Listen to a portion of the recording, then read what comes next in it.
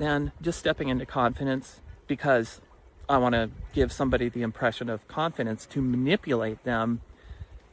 That's very different. And I think there are certain people literally called confidence men. This was a term from like the 1930s, confidence men, which then later got contracted into con men, are people who are have expertise in presenting that confidence without the underlying integrity, the underlying healing, the underlying strength of backing it up. And, you know, if you look at history, most of those have eventually succumbed. Their tower comes crashing down and the con is revealed eventually. So you know how in my last video I was talking about imagination and how we can use imagination to imagine ourselves into like a better state, a better feeling place. Like we can actually use that imagination in that way. And sorry, I'm having some like issues with my little device here. So it's like being weird. But it was like a profound insight. But one of the things that comes up, like when we get in our heads about it, is we can worry about what if we become like some of those people who are out there operating from very strong levels of, let's say, confidence, but it's confidence based on maybe lies or mistruths, like people who are leaders right now in our world, I'll just leave it at that, who very confidently spout mistruths, who very confidently present themselves as something that's not necessarily the truth, that's very fake. You could say, I don't want to be like that person. I don't want to be like those people. I don't want to live my life that way. And so how does that fit with this idea of like, we could imagine ourselves into a more confident state? Does that feel fake? You know, the fake it until you make it. And I was thinking about how do you resolve that? If I'm saying, or I believe that it seems like a powerful thing to be able to imagine into a better state, but then am I going to become like one of those people? And I think the answer to that is no. What I've figured out so far is that if we're imagining ourselves into a state of, let's say, confidence about something, and we are like, have some underlying real insecurity, and we never really work on that underlying insecurity, that shadow that's there. And so we're just constantly then getting in the habit of always going out and acting confident, but we know for real we haven't done any real work on the inside to resolve that stuff. And we're also operating, especially if we're operating out of integrity, claiming that we know things that we don't know, or that we have truths that we don't have. Then I think we're building that house of cards, or that Jenga tower, that thing that has no solid foundation, that it will eventually come crashing down. Now, sometimes it can take a very long time and be quite frustrating if you're somebody on the outside watching somebody do this and saying, when is this going to finally like come crashing down for them?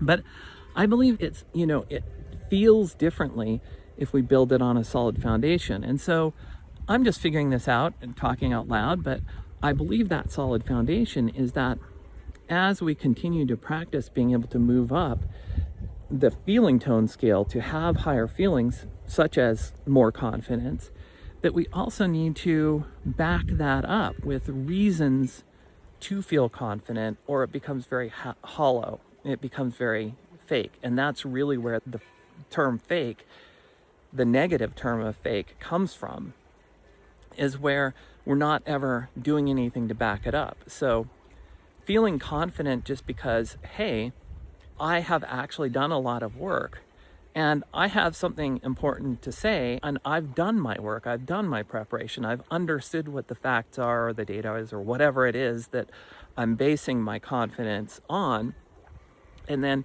stepping into more confidence is different than just stepping into confidence because I want to give somebody the impression of confidence to manipulate them, that's very different. And I think there are certain people literally called confidence men. This was a term from like the 1930s, confidence men, which then later got contracted into con men, are people who are have expertise in presenting that confidence without the underlying integrity, the underlying healing, the underlying strength of backing it up. And, you know, if you look at history, most of those have eventually succumbed. Their tower comes crashing down and the con is revealed eventually. Sometimes it takes a long time. So anyway, I just wanted to make that clear distinction that I'm not, when I say you can imagine yourself into a new state, I'm not saying that you shouldn't have some foundation for that new state, that new feeling state. Because if you constantly just deceive yourself, that's not good.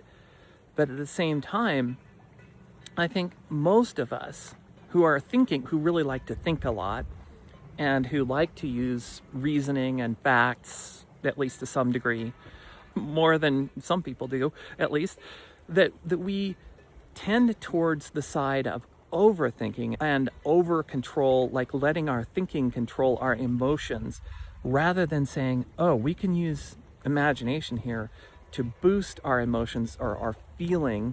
I like to separate emotions from feeling. That's a whole other video. But we can boost our feeling through imagination to really match the truth better. Because, you know, you're probably a lot better than you think you are. That's certainly the case for me in many cases. Like when I look back, I'm like, oh, I did great. But at the moment I was like, ooh, I suck. I'm horrible. I'm like, whatever, right? It's just the whole imposter syndrome thing. It's like endemic, especially for intellectual people, because we overthink it, because we are trying to create feelings from thoughts rather than creating feelings from the inside out, and imagination can help us do that. All right, I hope that helps. Please please subscribe. You'll get more of hopefully scenes like this. It's so beautiful out. It's a little bit chilly, but it's beautiful out here. So if nothing else, you get to see scenes occasionally like this, not just me sitting in the house all the time. Yeah, so thanks for being here. I hope it helps. See you.